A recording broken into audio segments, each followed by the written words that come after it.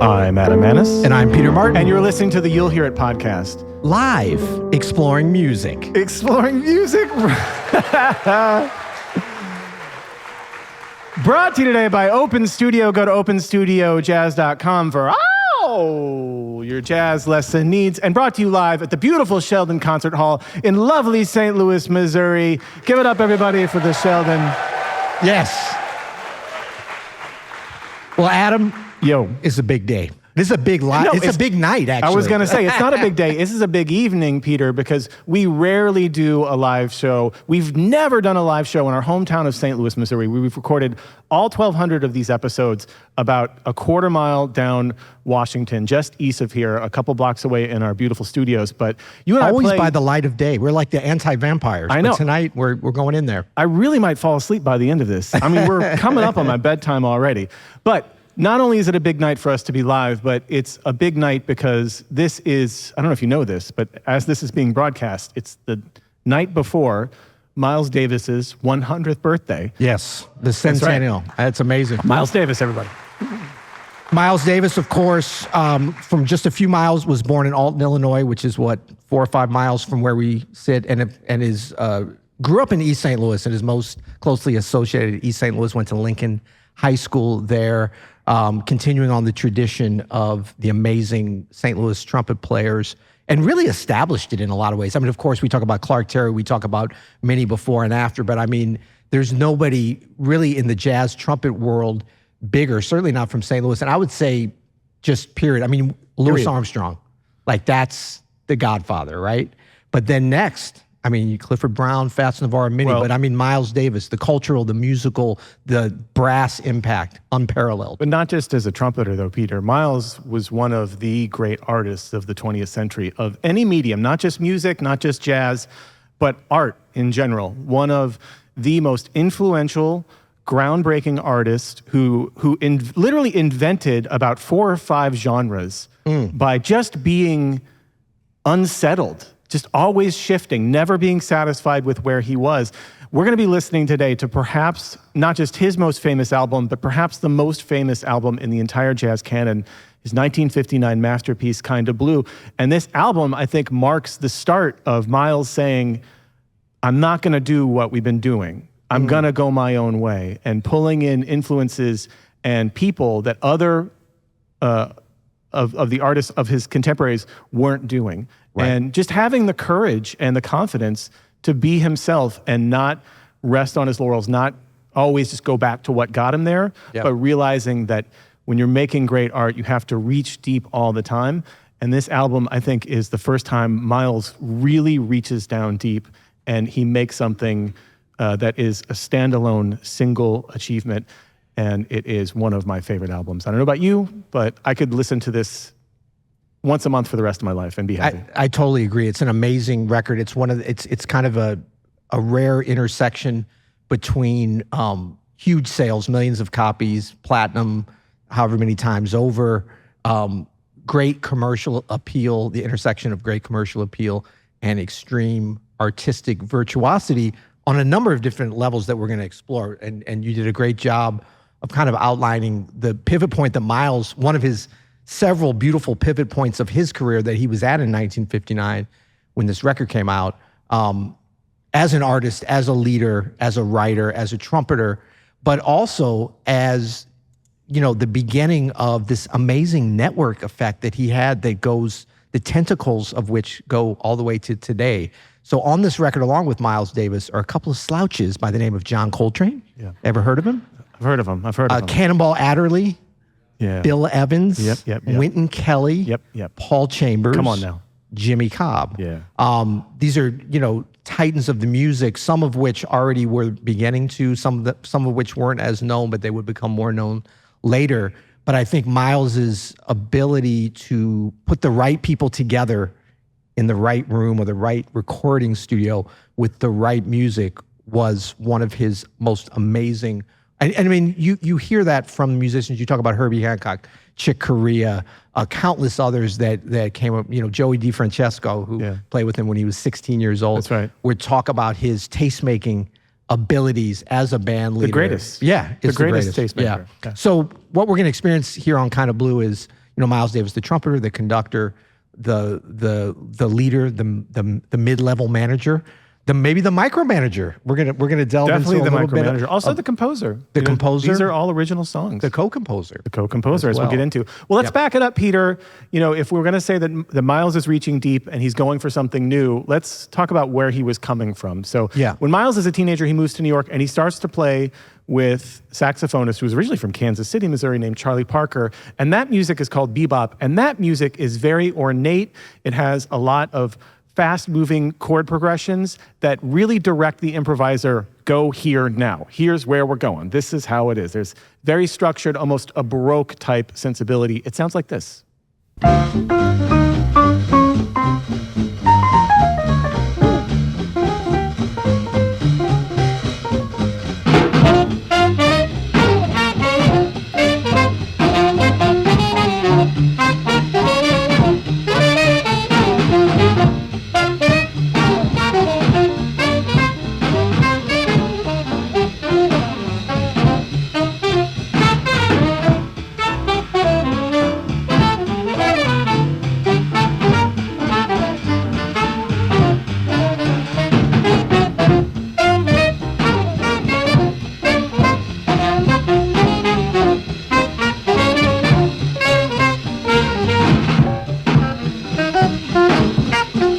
Charlie Parker, of course.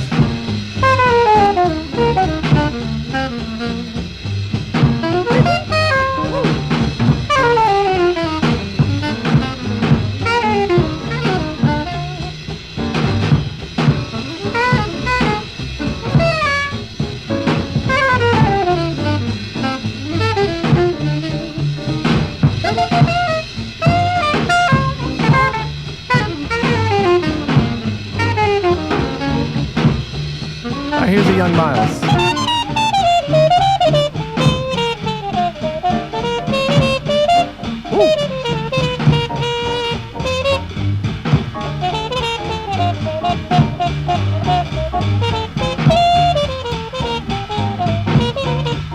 you can hear that. It's Miles, but it's like It's still Miles. it's still Dizzy. Miles. It's Dizzy Jr., right? But you can hear in the form of this, right, that you have these like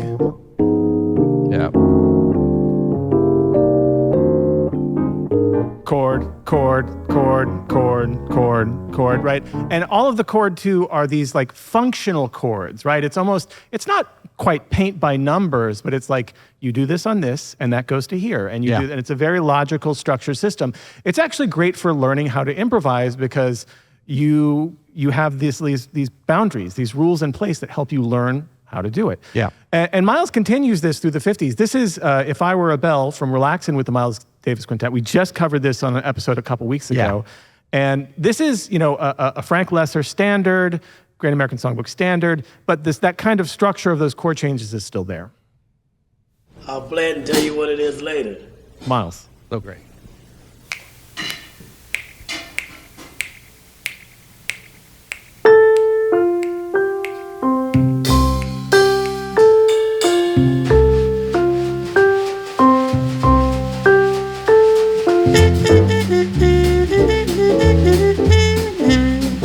The beginning of the harmon chord, So you can still hear all of those dominant chords, those diminished chords leading the soloist where they're going to go. Now, just a year after that. Sorry, let me just ask, what would you call, that's not straight bebop in that style. No, we're kind of past the straight bebop stuff. Right. That's more I know like, you love names of genres, so what would you call that? Genres are one of my favorite things, Peter, because you don't have to think. No. Right. I notoriously hate genres because I don't think artists think like that as they're making this stuff. People put the labels on it later. It's great for marketers and for record stores and things, but in general, I don't think Miles is thinking about, I'm going to make a straight-ahead jazz album. He's just making his own music. No, right? he said it. We'll play it and tell you about it later. Yes, exactly. So a year later, Miles has incredible broad range of taste in art. He starts listening to a lot of Ravel, a lot of Debussy, a lot of Rachmaninoff and Stravinsky. And a lot of Bill Evans. And there's a lot of Bill Evans, who's a piano player who's not yet in his band, but when he makes this album, Milestones in 1958, the title track sounds like this.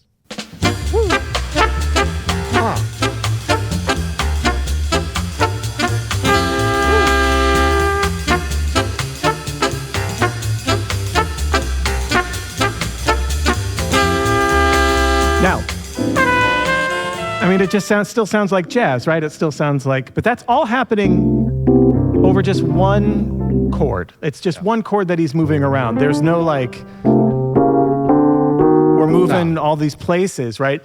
It makes it a little bit more challenging for the improviser because there's not as much of a structure. And also, no jazz musicians had really gone, especially as famous as Miles, had really gone down that road up to this point. Another person who was really into this was a pianist named Bill Evans. And Miles really loved the way Bill Evans brought Debussy, Ravel into his own playing. And when Miles and Bill got together, they talked a lot about that kind of stuff. They listened to a lot of music together. And Bill joined his band. They started making music that had more of that impressionistic sound into the band. And then Bill left. Bill was getting famous and Bill left. But before Bill left, Miles had booked the session for Kind of Blue. And even though Miles had already hired Wynton Kelly to play piano, he brought Bill back to make one more album, the third and final album they would make together. And that is Kind of Blue. And that starts like this.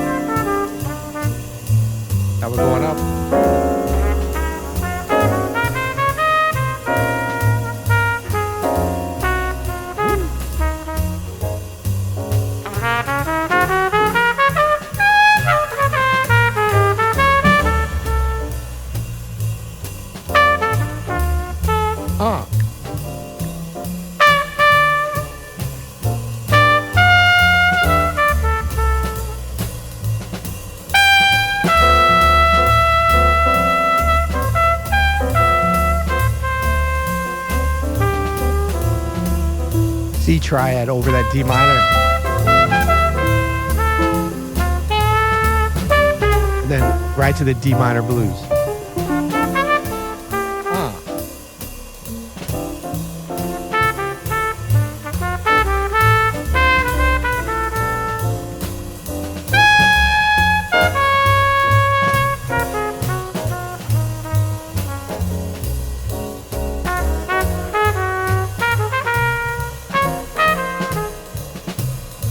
Jimmy Cobb.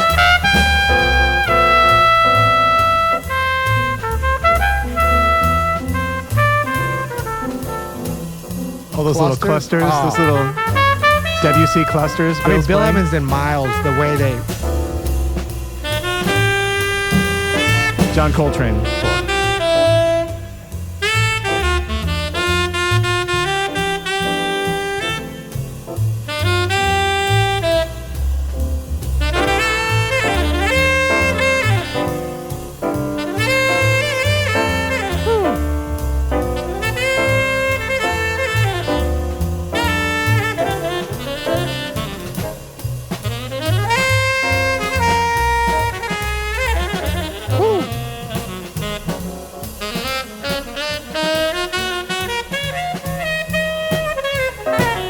reaching.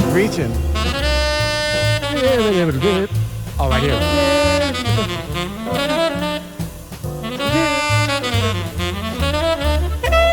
Oh.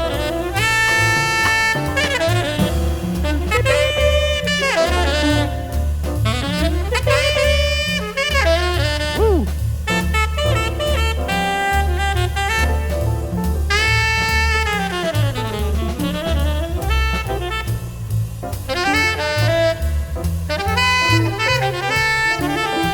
Yeah. That's the rare Aeolian.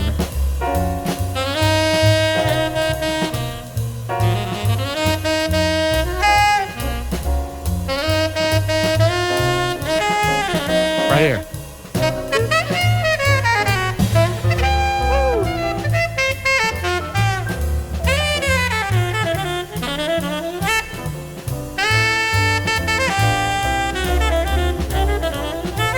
Just two choruses.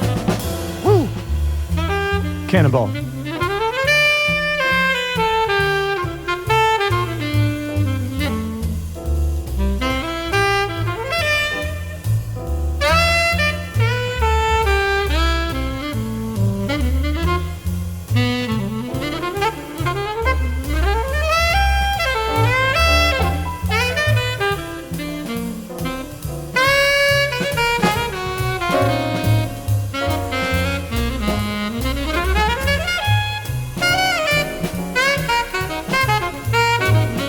Such beautiful language, man. What's amazing is how all three of the soloists are approaching this completely different. Yeah. They're playing over two chords each. There's just D minor for 16, E flat minor for 8, D minor for 8. Just it's but the variance between the three of them is amazing. And I mean it's one take.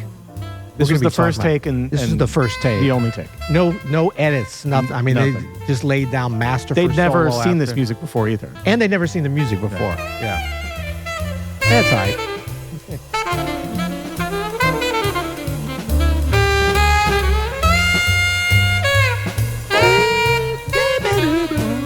Bring the blues.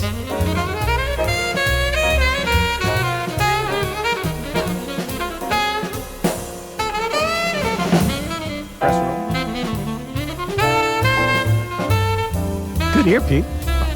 I've heard this record before. And now we're gonna close out with an improvised Ravel. And this is just two triads: G triad, F triad, with 3 horns: alto, trumpet, alto, sax, tenor sax. Second inversion. And a nice piano solo along with it.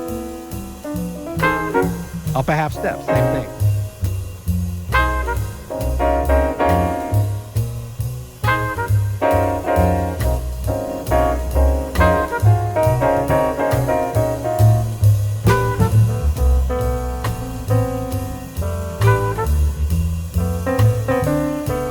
All those clusters to make these melodies.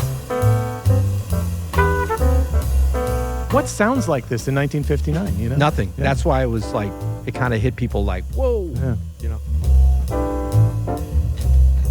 And then this is a little bit of a meandering section where... How dare you? No. And that ended up being some extra bars. And I love that they didn't redo it. Yeah. Because Paul Chambers wasn't sure, and then Miles was like, you know, exactly. You know, and then he swinging, and then went right into the line. And just counted it as the first 8 bars, you know?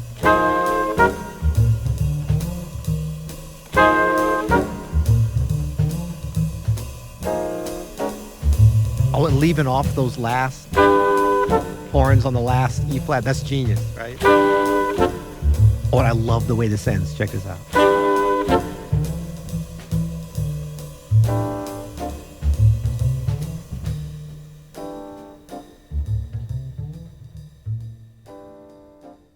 Oh, it's faded out. Give it up for 6 geniuses, everybody. Yes, okay. Just doing... Hearing an album is one thing, but trying to play the stuff is a whole other thing. But that's exactly what we do and teach at Open Studio. World-class musicians, real instructors, all in one place. Go to openstudiojazz.com. That's openstudiojazz.com. Start your free trial today. Back to the show. Okay, I just realized we can do a whole episode just on this one tune. And we've got, this album has 5 songs. But it's so epic to me. I think it's 38 minutes long, but this record always feels like, well, especially as you're going to hear it on this episode, it's going to feel like a lot longer than 38 minutes. But to me, it has such a dramatic arc to the whole album. And look, the way we're doing it here is not necessarily the recommended way. Hey, don't sell us short. No, I'm Come not. on, This man. this is like you're in the kitchen, you're learning how this stuff, but to sit down and listen to this album from beginning to end, maybe turning it over on the LP. So it's got such depth in terms of the overall narrative, dramatic flair to it, but also within each of the compositions. So like to me, they're going between the different solos and then coming back, and the stuff like Jimmy Cobb at the drums is the one who just holds it together. I mean, PC for sure, but he's not always walking, And the melodies and the bass. Yeah. Like this is not really, that's just so... There's really not much melody. No, I mean, the there's bass. a melody, but I mean, if we go back to like Yeah. Moose the Mooch, Yeah. where you have this like flowy... Get me out of that. Get me out of that. So here's a couple of things. So if you don't have Miles Davis's autobiography, you are missing out in your life because this thing is salacious. He got it yesterday, by the way. Don't let him make you feel I didn't bad. get it yesterday. These pages are a deep tan because they've been in and out of the sun for 20 years. Thrift shop. So Thrift shop. Miles writes, I didn't write out the music for Kinda Blue, but brought in sketches for what everybody was supposed to play because I wanted a lot of spontaneity in the playing, just like I thought was in the interplay between those dancers and those drummers and that finger piano with the ballet africaine. Everything was a first take, which indicates the level everyone was playing on. It was beautiful. When I tell people that I missed what I was trying to do on Kinda Blue, that I missed getting the exact sound of the African finger piano up in that sound, they just look at me like I'm crazy. Everyone said that record was a masterpiece, and I loved it too.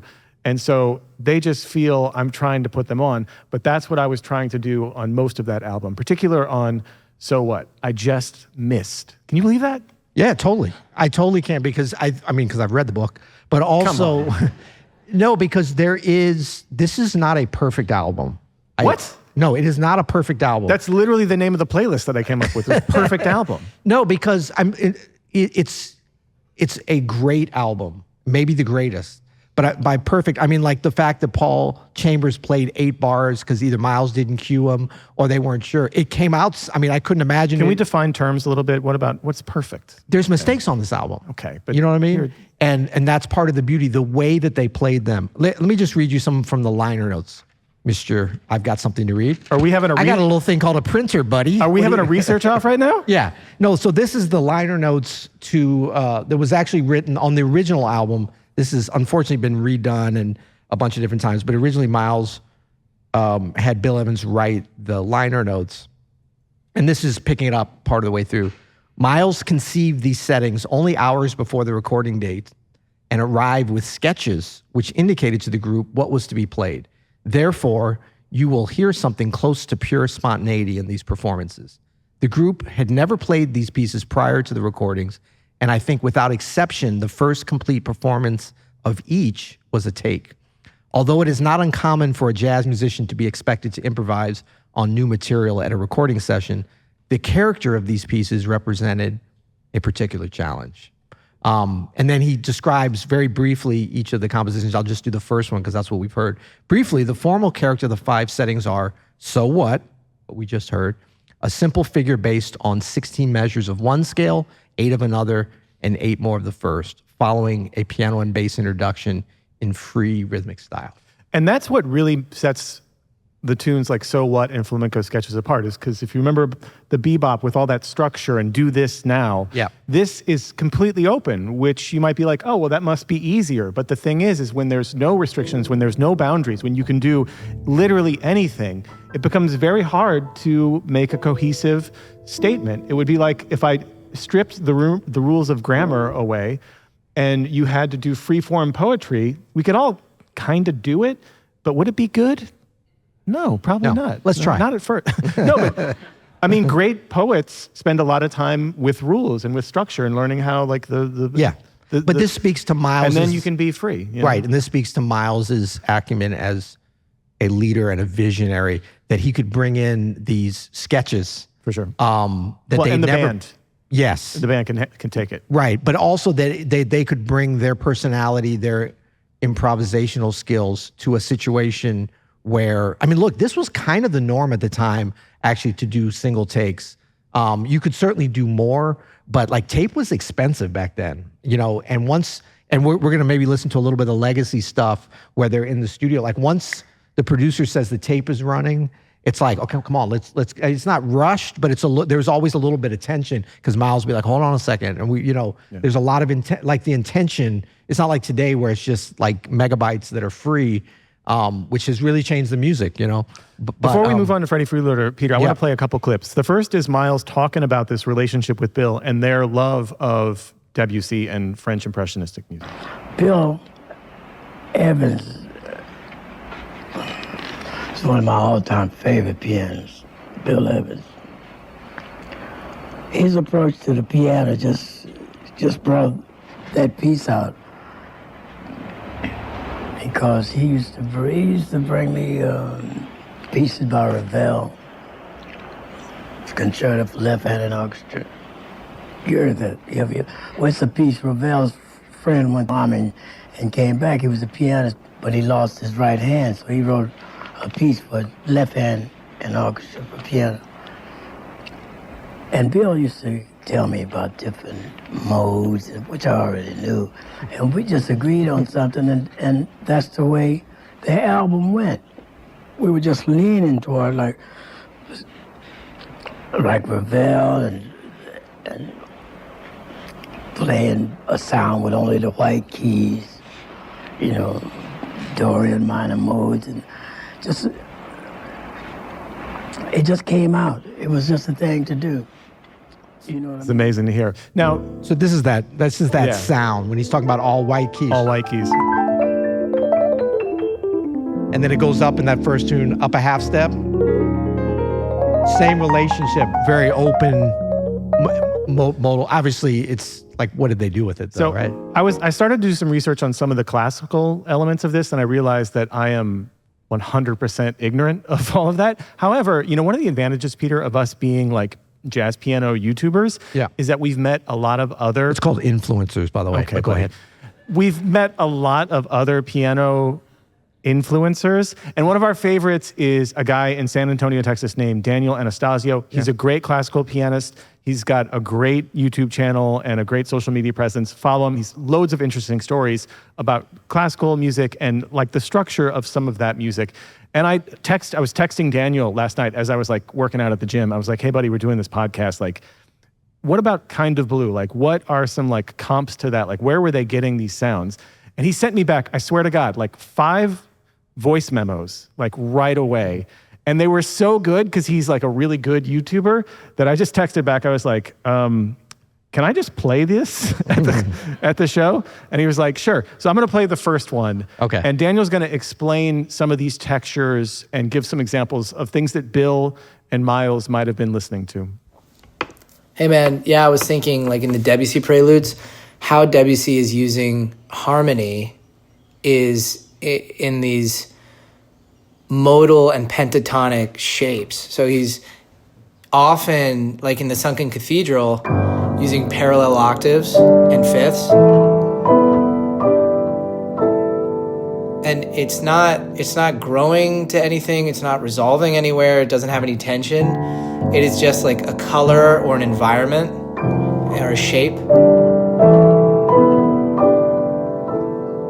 And it doesn't, again, it's like, it doesn't have the same kind of tension that the music from the late Romantic period does. It sounds like the intro to It's about this So What? Yeah, totally. coloristic exploration. So Girl with the Flaxen Hair, for example, which does have a little drama in it, because it has this like cadence. Whoop. Oh, fuck that up. But later on, like, listen to these voicings.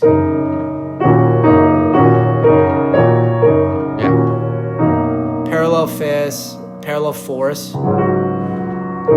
And I feel like you get that in the album too. In Kind of Blue. Isn't that great? So good. The best piece of advice is always get friends that are smarter than you.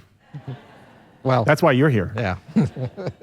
So, no, it's so good. And what we're going to hear on the next track, too, which is a straight up blues. Yeah. Miles is already sort of the master of making these connections with his artistry. You know, when he's doing the modal stuff over So What? And at that one point, he's just like, so bringing the blues in. Like, he knew how to combine, which was it hadn't not been done before. And in some ways, Louis Armstrong did this in the late 20s. We kind of heard some of this, where you're taking some of these, like, maybe more like concert band, John Philip Sousa kind of influences with the New Orleans thing, and then the blues, and like putting it together with this improvisational flair that was like revolutionary. Absolutely. And they like literally took the world by storm. And it's like right when recordings and radio was coming out and stuff.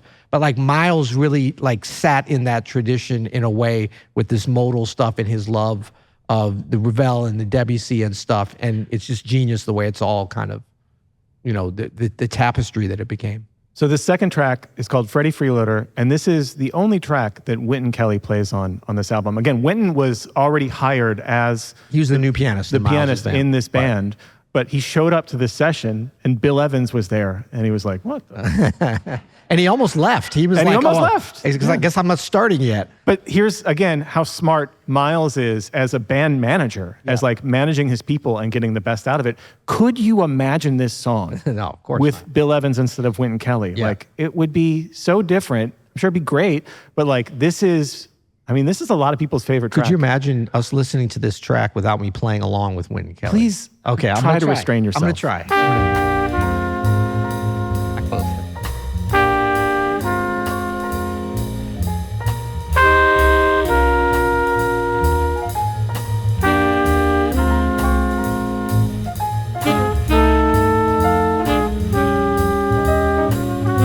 Bar blues. We're going back to the top. Repeats, right? All that stuff Wynton's doing there. Yeah. Yeah.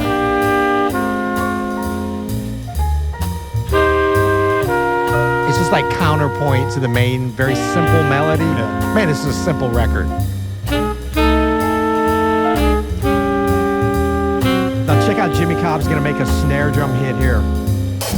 Oh, hi-hat, sorry. Yeah, we'll fix it in the edit.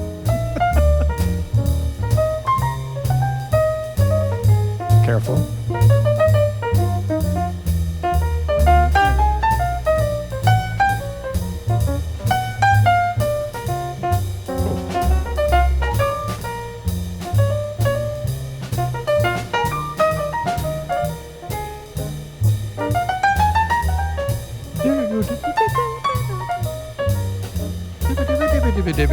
There's some bebop for you, right? Sure.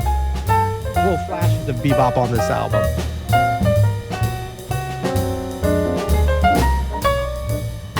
Oh, there's a snare.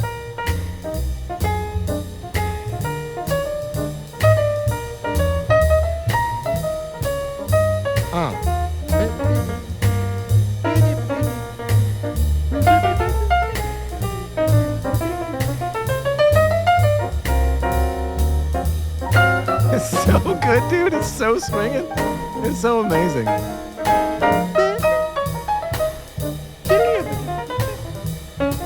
It's like a whole generation of piano players that owes Wynton Kelly Yeah, a this is lot of probably money. the most transcribed, learned solo of everybody from like Herbie Hancock, early Yeah. 60s to today. No, say that again. Here's Miles. This is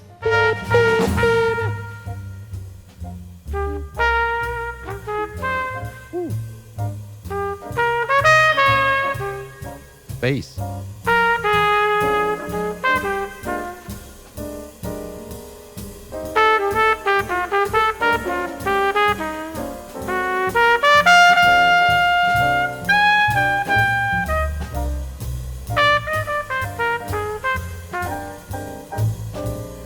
this line here. This line here.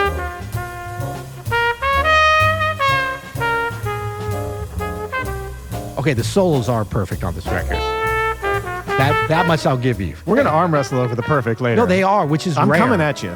That's rare though. Defend yourself. Everybody's solo. Like there's nothing that you'd want to change.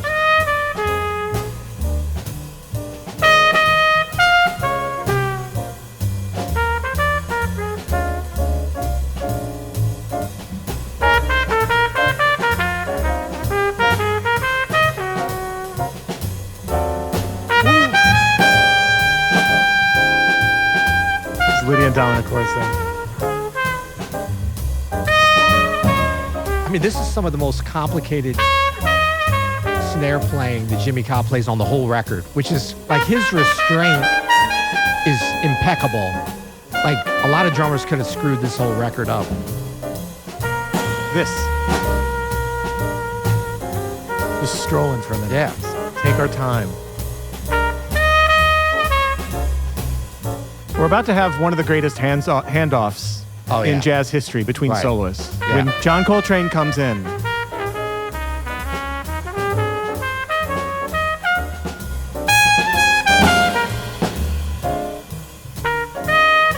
I think it's the end of this chorus, is that right? Yeah.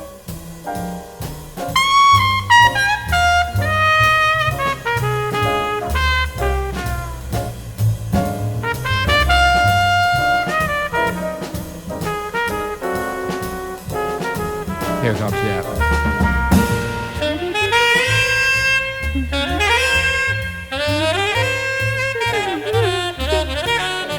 He's art.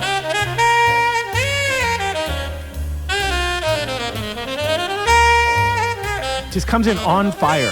He's already played more notes than Miles plays on the whole record. Like he has, you know.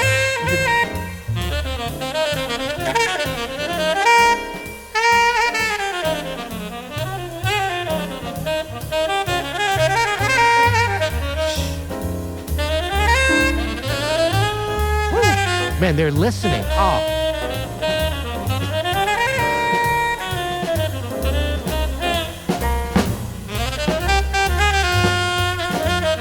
Oh, it's so good, dude.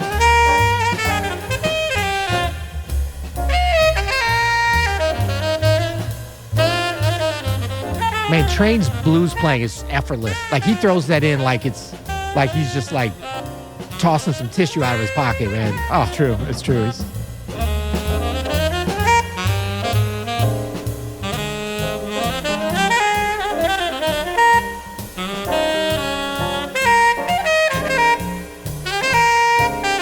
And that contrast between, you know, Miles is this like sophisticated sounding, he drives a Ferrari, you know, like Train just comes in like a train on fire. Just like, and the Chevy Silverado. I mean, just there. like, I don't what? I don't know. Is that a minivan? I can't remember.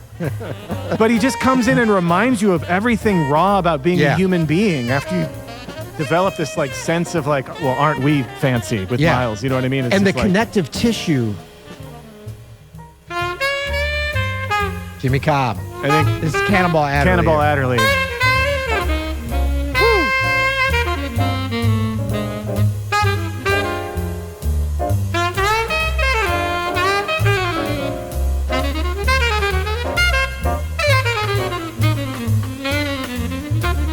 Cross stick.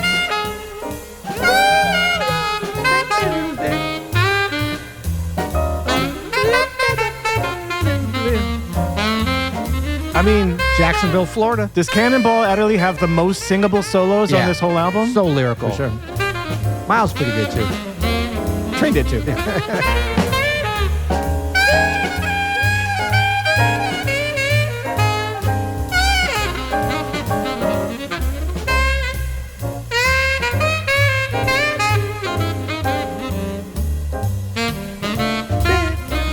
Oh, it's also swinging from beginning to end. There's that.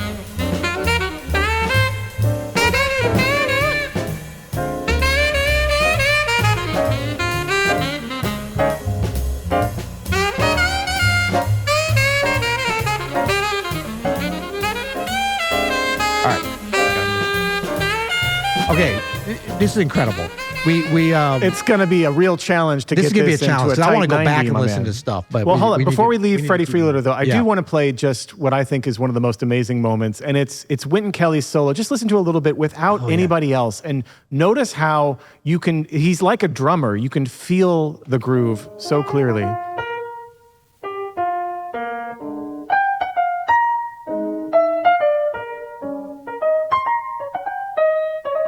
Everything's so precise in the pocket. The left hand, so simple. He lays those back a little bit. Man, it's so beautiful. Okay, next Man, up. so much just like two notes in the left hand. Oh, yeah. Ah, Yeah, so why great. don't you do 2 notes in the left hand ever? I do sometimes. You do 4, buddy. Let's be honest. Well. I'm just kidding. I'm just kidding shit. Next up is, I mean, this has got to be in the argument for one of the greatest jazz standards of all time, right? This is Blue and What's up Green. next? Oh, Blue and Green, yeah. And a A long little time, controversy on this. controversial composition. for a while. It was credited to Miles Davis. I think Yeah. in 2002, Miles' estate settled. Yeah, and, it was and post Miles. Miles being passing alive. that Bill Evans got credit for writing it. Yeah. Whoever wrote it, it's one of the great ballads in jazz history. This is Blue and Green.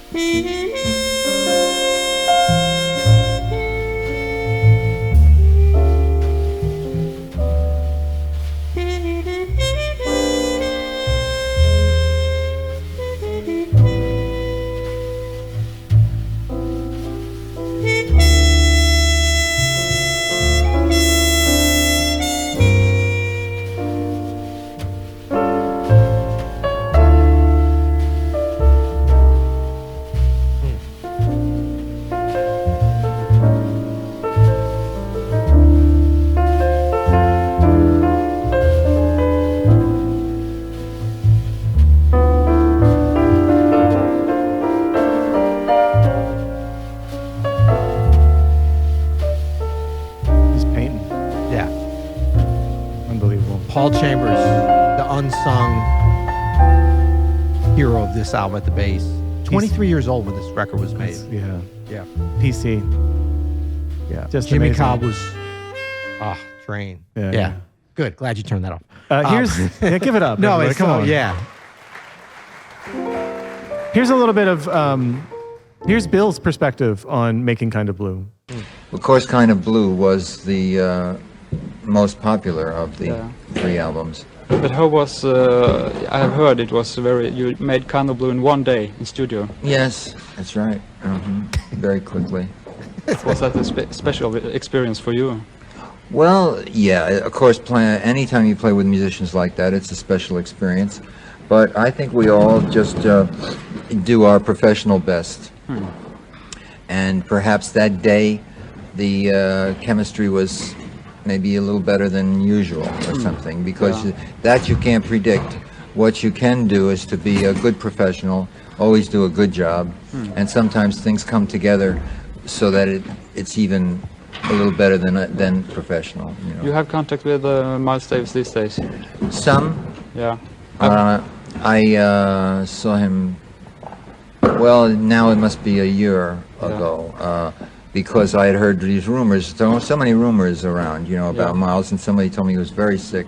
Yeah. And they thought he was going to This was die. in the 70s when Yeah, Miles was kind of late out of 70s. playing. Yeah. I love his. That's like the ultimate understatement. Yeah, I think it was a little bit better than professional. Yeah. Yeah, Bill. That's what I strive for in this show, bud. Yeah, just a little slightly bit better than professional.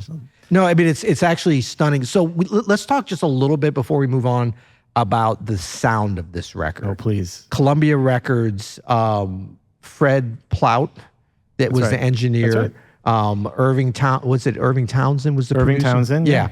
And Tio was already kind of involved, but more as an apprentice, of course, would become Tio Macero. Tio Macero would become Miles's producer through the great Columbia years. But even what we heard on that, On Milestones. yeah, that was already on Columbia. Yep. That's already that new sound. And I think as musicians, we don't always give enough credit. Like the sound of a record like this, had it not been recorded as it was and so brilliantly, although talk about imperfections again, the piano's a little bit out of tune. We heard The piano that, goes out, especially we're going to listen to All Blues. It's like pretty out. And you're which just is like, surprising because Columbia was putting a lot of money into, like when Miles left Prestige and Junior Blue Note. pianos. Yeah, Impulse. No, like Columbia was like Frank Sinatra, Dave Brubeck, all these like big artists. Yeah. And Miles was like, that was a big thing. But the way that they recorded this was a little bit unusual. It had been done before, but it hadn't been done a lot. Normally on a jazz session, you're all like this. You set up just like on a gig in a jazz club. You're right next to each other. And they were in what they used to call the church. It was an old church on 30th Street in, I believe, East 30th Street. It's long gone now. The Columbia Recording Studios in New York City. It was an old chapel church, and they had a lot of room. And they separated the instruments, not in different rooms, multi-track, but enough where they could isolate and get that particular sound on each of the instrument, which is really breathtaking. I mean, we take it for granted, and we're like Miles coming in with that harmony. Yeah.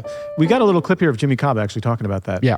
The drummer. The Paul drummer. was in the place like baffled, Yeah. with some stuff around it so he wouldn't feed into the rest of the stuff. Yeah.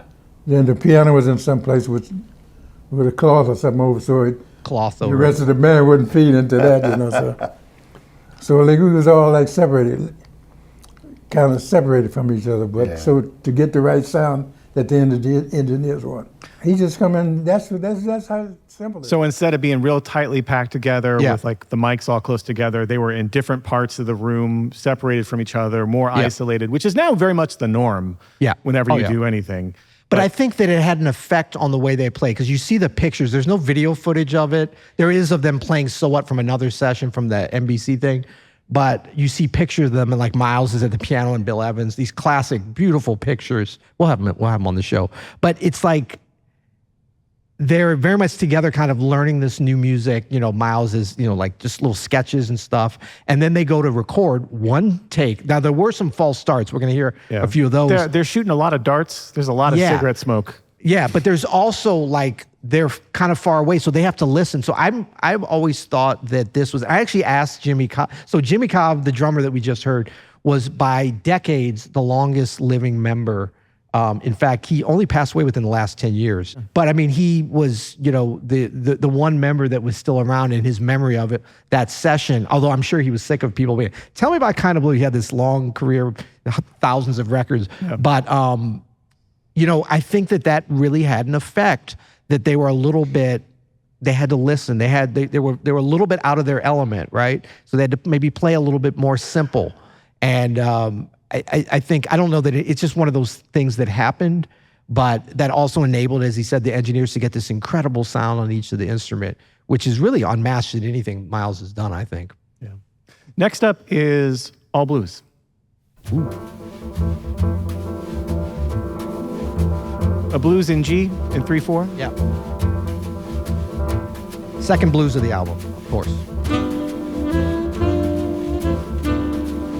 But I mean, they're both blues, but you know what the thing is, man? Like Miles rubbed the edges off of these. I know. Harmonically. You know what I mean? Even this has this suspended sound where it's like, it's not just blues. like, it's not that, right? It's sort of like pastel nature to it almost. Like a Long Island blues. No, I don't know. Is it? I haven't been there in a while. Is it? And then those chords, Yeah, very yeah. unusual, you know.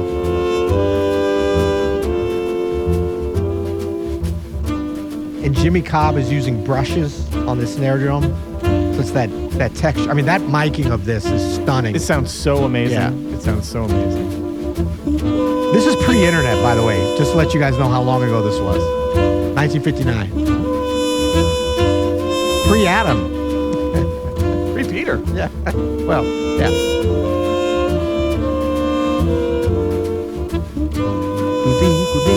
Another melodic bass line, you Yeah. know, while the horns are.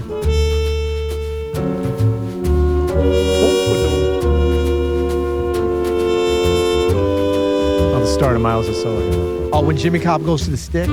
Just take a minute. Just take a second. Yeah. We got to switch. Little Van. Jimmy Cobb goes to the Getting hits on sticks. Yeah. Oh. Excellent. Oh. It's excellent. Talk about not missing a beat. Damn. Also, Miles took the harmon mute out. yeah.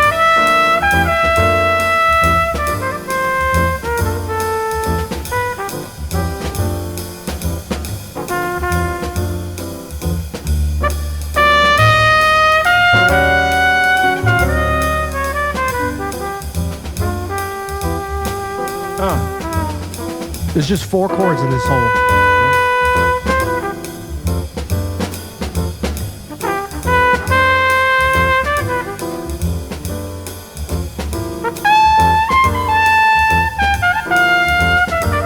Man, Miles knew when to reach.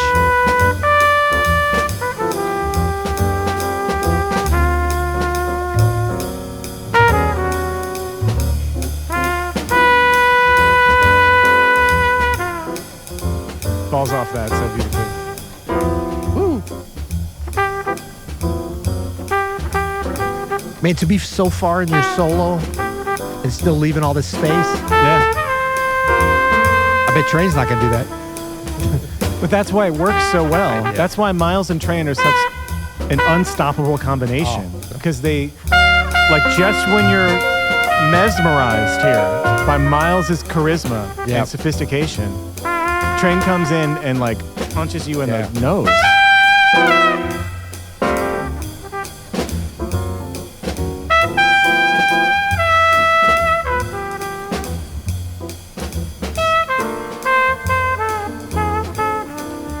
And Bill Evans is using a very limited number of chords.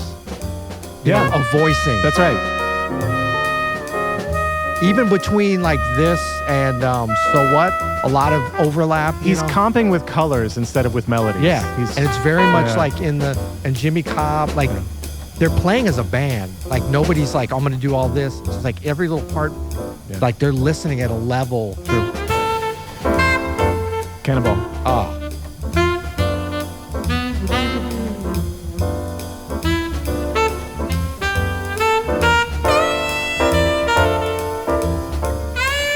Come on, man. Yeah. And he's dancing back and forth from that, like straight blues and more modal blues, right?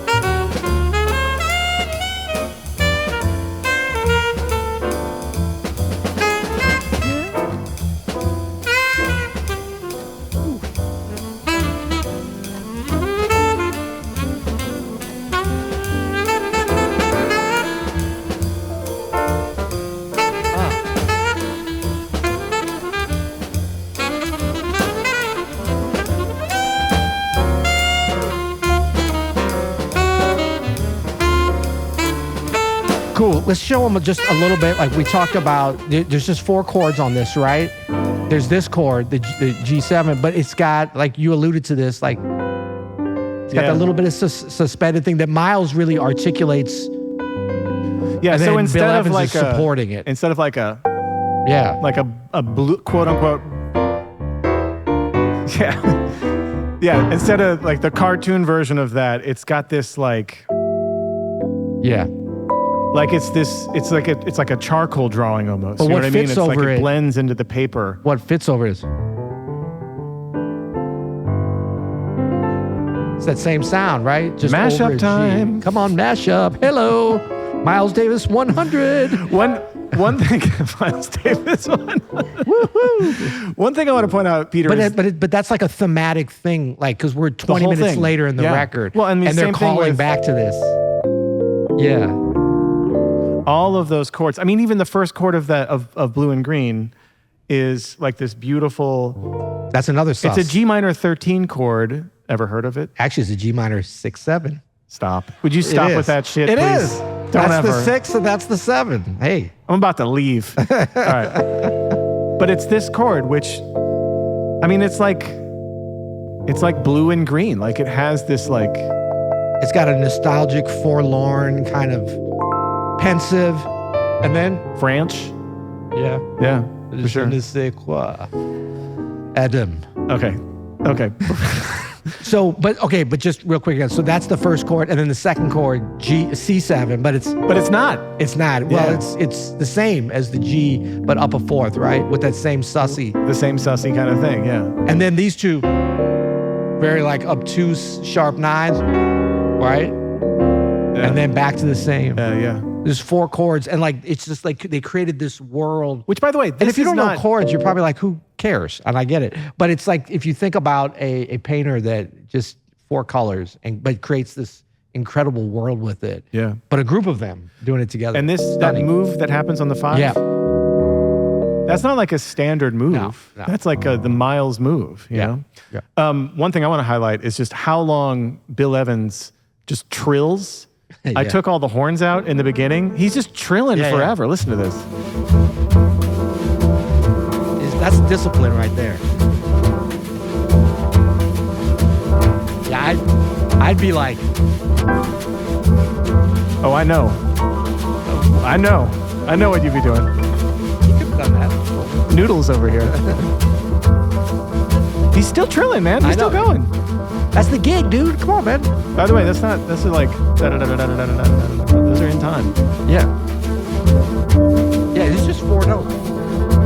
He's still trilling. Right. He's still trilling. He's He got carpal tunnel. straight up at the end of his trilling. Still trilling. Yeah. We're 40 seconds in. Yeah. Not trilling. Okay. Nice. Thank you. The last track on the album is one of the most beautiful pieces of music ever recorded. It's called Flamenco Sketches, and it sounds a lot like this.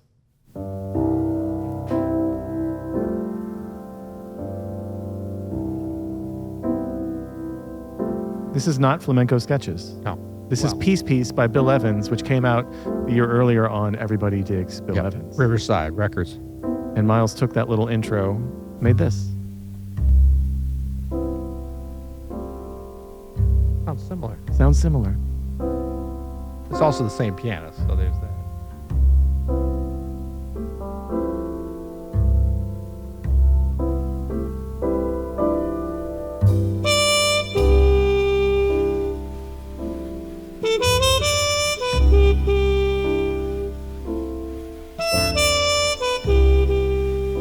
There's no melody to this song, right? This is, No, there's no melody. It's just a sketch. 5 chords. 5 essentially. chords. It's a sketch.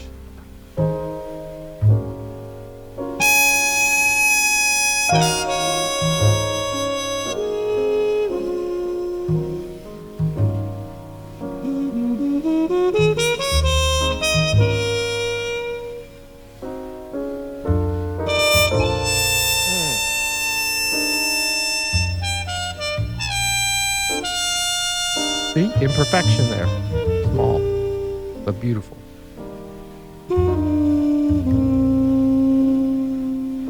And this is the pivot chord.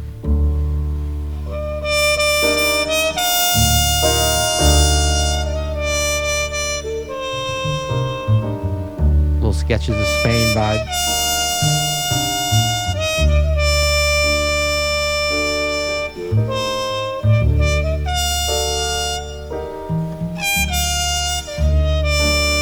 The most tension, right?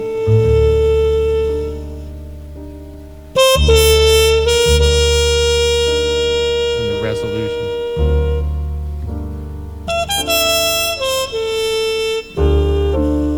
Absolutely gorgeous.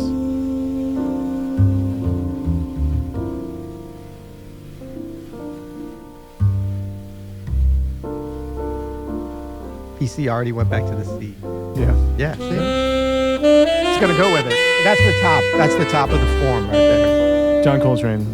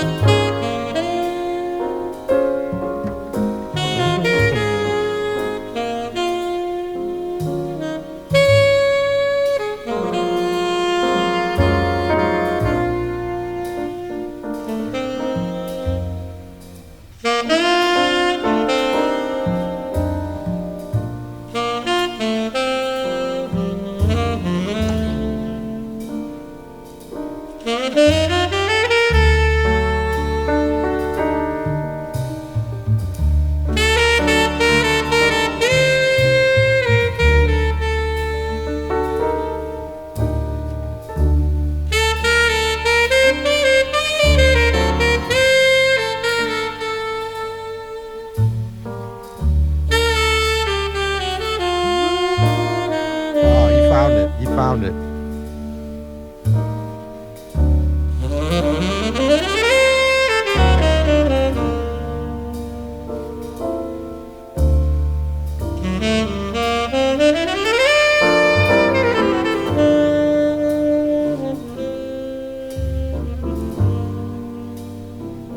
That's one of the greatest. Yeah, give it up for John Coltrane. That's one of his most unique solos, you know, for sure. There's elements that are almost out of character for Train in a beautiful way. And I mean, this Cannibal solo is amazing. I just wanted to point out that 3 times on this, somebody went to the next chord at the quote unquote wrong time. Yeah, that's right. And what's so exciting about this song, it's not played a lot because it doesn't have a melody. Like you have to create the melody. That's the whole thing. It's just 5 chords, right? Yeah. Also, it's really hard to pull it off. Yeah. It's very difficult to pull that song off. Right, without, Paul Chambers and Bill Evans. You do a great job of that one. It's one of my favorite songs to hear you play, Peter. I think you just nail it. But did you notice that, like, Paul Chambers went to the C at the wrong place? Yeah. But the way that he went to it, he didn't, like, jump off of it like he made a mistake. He played the wrong note. It's part of it, man. And then went right back. It's part of it. it. Became, yeah. And so that's what I meant by it's not a perfect album, But what if they had done another take and said, okay, we're going to fix this. Come on, look at the charts, guys. You missed it. 8 bars, 1, 2, Then what would they have lost from that vibe? So like that's the Miles genius. Like he's making his biggest budget record, Columbia Records of his career. I mean, he was already famous even beyond the jazz world, but he was at the cusp of just to push back now. Yeah. Can we have this conversation now? Yes. Doesn't the fact that Miles and this band is like leaving room for that kind of allowing, for that kind of like being with each other and being with everybody's mistakes, quote unquote, letting it happen, leaving it in the music, one take, we get what we get because this is about us in this room right now. Yeah. That is perfect, right? That is perfection. The imperfections of that make it perfect. Well, yeah, what you just said. That's the imperfections of it make it perfect. The imperfections, absolutely. Absolutely. No, but I just, we highlight that because that's it's like in nature. It's like finding the imperfections that are perfectly executed. It's just like in this room right now as we record this show. We've yet to make a mistake, but when we do, it will be in. perfectly executed. Should we get to some categories? Let's get to some categories. Okay, we always do these on every episode. If you've been listening, you will know this.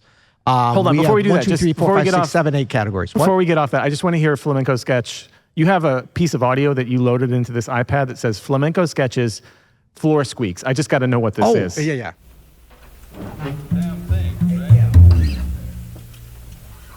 This is in the studio. Wait a minute, Irvin. Miles. Wait. Okay. Hey, when you raise up off this tube, man, you get... Oh, yeah. Your floor squeaks, You know what I mean? Can you hear me? Yeah. Keep going. Let's go.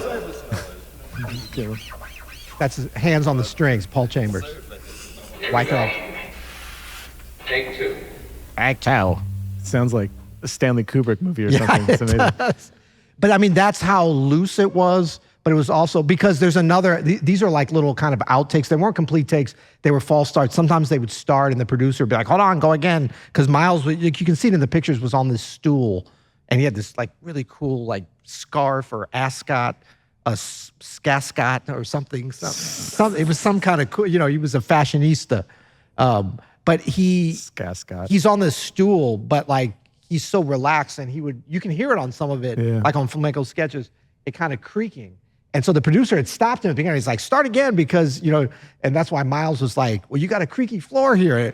And then he said, yeah, but the snares make it. And Miles on another one is like, yeah, that's part of the music. Let's go, It's just so fun to hear. And this is on the Legacy edition. If you want to really nerd out, they have a few of the false starts and outtakes and stuff. Okay, Peter, let's get to some categories. What is your desert island track? If you could only take one track from this album, which would it be? Desert or dessert? I'm always confused on that. Stop with okay, that? Sorry. Desert Island track. I'm going to go all blues. All blues, great call. Yeah, because I mean, but this is the rare album where it could be any of them for different reasons. But all blues has some of the most incredible solos, although other stuff does too. But I love it. What do you got? I'm very basic, so I'm going So What. Okay. I think it's one of my all-time favorite tracks ever. Honestly, Great. As we listen to it tonight, I realized like I could listen to it all the time. Oh, it's so great. Yeah. What about an apex moment? What is your apex moment of this album? Okay, so there's some really good choices on this album. Like this is sort of normally it would be sort of the greatest moment on the album, the greatest part of a solo. But this album has so many. This comes in waves in a way. It's like I said, it's a short album, but it's epic, right? So there's a lot of really good choices, and to me, there's no one place where you're like, this is the greatest moment of the album. But Train Entering on Blue and Green, if you play it around 220 on that, we can hear just a little bit of it. I think is stunning.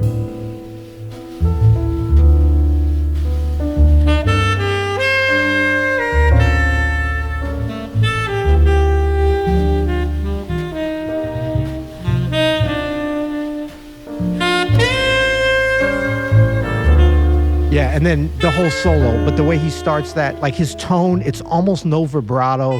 His intonation, his sound, it's so very vulnerable, touching, very vulnerable. Yeah, and it just got a little bit of vibrato around the edges at times. It's so direct. It's a great genius. pick. What do you got for your I'm going to go apex? with, and this is also my hot take, the greatest three notes in music history.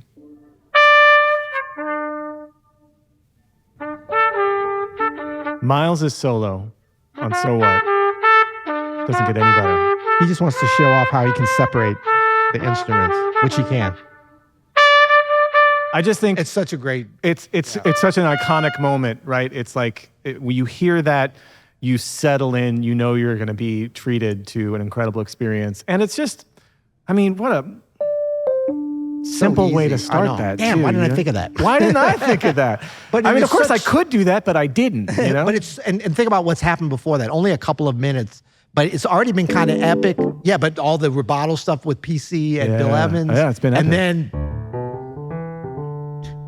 and Jimmy Cobb, and then but that like now the party started, but like it's great. good Okay, one. bespoke playlist. I want your apex moment. Bespoke playlist title. Peter, if you were going to make a playlist and this album was included in that playlist with other albums like it, what would the title of the playlist be called? Goated. Goated. Like greatest Goated. of all time. Yeah.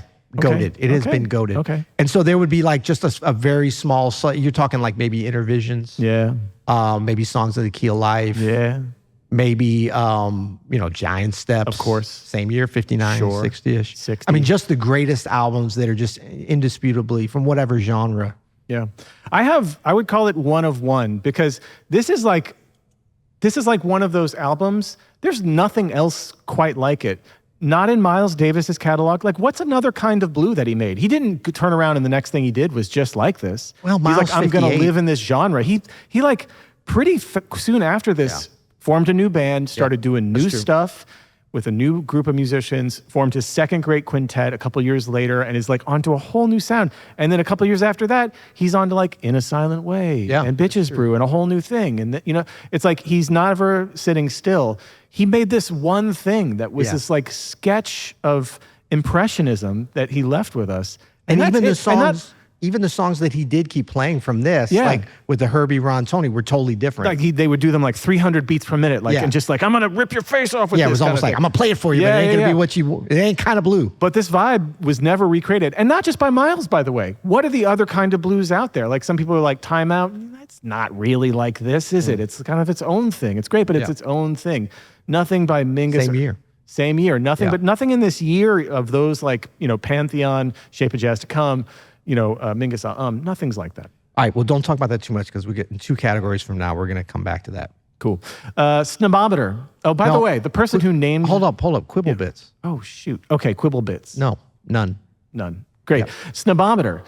Okay, yeah. So this tell them what the snobometer is first of all. Several years ago, we invented a device called the Snobometer. And we thought this was so clever of us because it was snob-o-meter. Like back in the 70s when Yeah. everything was like That's right. deluxe. With As a way to classify an album, like how snobby is this album? Is this album that you would show to my dear Aunt Linda, who has very broad taste, or would you show it to legendary art pianist Ethan Iverson and Substack, writer who's got great taste but rather snobby taste? Snobbiest of snobby. Who would like it more? If it's a 10, it's very snobby. If it's a 1, it's not very snobby. However, yeah, Bill Martin, who's actually here, my father, Bill Martin, sitting in the front row,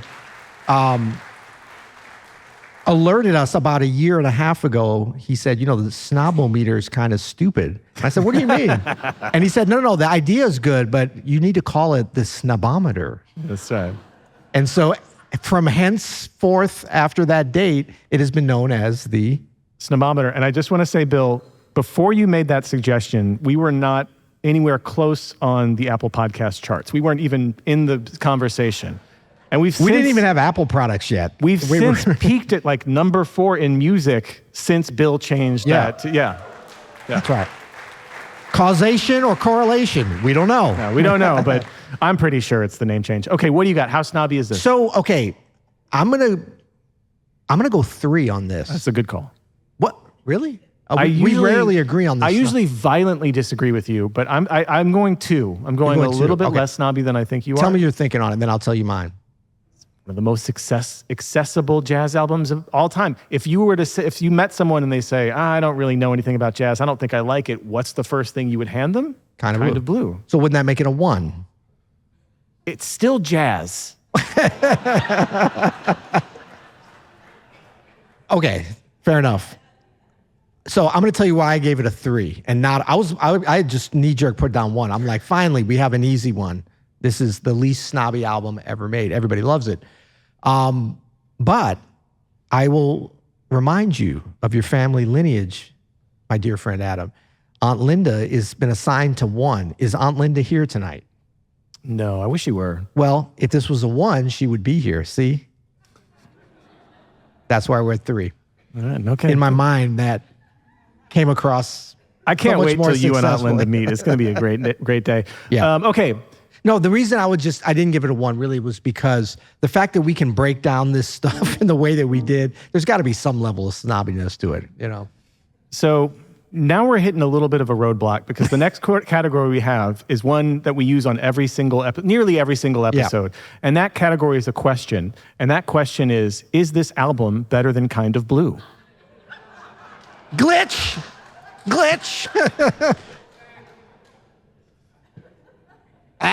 Matrix. We broke him. I have system failure. I put glitch. Yeah, the system has failed. Okay, so let's move on. Yeah, we'll move on. And I mean, just to say, like, we've had very few. The only time we change it from "Is it better than Kind of Blue" is if it's a record that we're doing that's so far out of the jazz world that it doesn't make sense. Maybe we did that with Steely Dan, or I can't remember. Yeah, but if it's something from the 70s, we might use Intervisions. Yeah, like the equivalent kind of thing. Yeah. But for the record, like, we've had very few records that have been better than KO Blue. I mean, I can only think of one or two each. Maybe. Yeah. You've done a lot of evens, which is kind of cheating. Come on, a little bit. You've done a lot of evens. Okay. Accoutrements. This is like. Oh, go ahead. Sorry, the album cover, the liner notes, all of the photos that accompany the session. Everybody speaks French here. We're in St. Louis. This was French. This was French settled areas. Fair enough. But you buy the record, you open it up, you look at it. Like, what is that experience like? Yeah. I'm giving it a 10. Same. Yeah. 10. I mean, this is the rare. The rare 10. Yeah, the line on the original versions. Yep. Don't get these jacked up jackleg versions. We got such a bootleg copy at the studio. Yeah, and It's the reason we ridiculous. normally have the album, and then I was like, I know we got Kind of Blue, and somebody in the studio today was like, yeah, here it is, and it's like this picture. It's because people. The cover is like a Polish person. It's like it's because anyone can burn an LP or burn a CD. Yeah. So, but the original, I'm not saying you got to go spend $900 on eBay and get the original, but I mean they've got really good pressings of this. There's some bad pressings too from Columbia, Sony. But I mean, the picture on the front, iconic. Incredible. Bill Evans wrote the liner notes. Yeah, the pianist, typeface on the back, like the proportions. It's unbelievable. Yeah. Okay, if this were to autoplay on a streaming service and there was an album up next, what would be up next? So I put, I didn't give you the audio. Did I give you any audio for Jazz at the Plaza or Miles 58? Oh yeah, this is Miles 58. Bill Evans.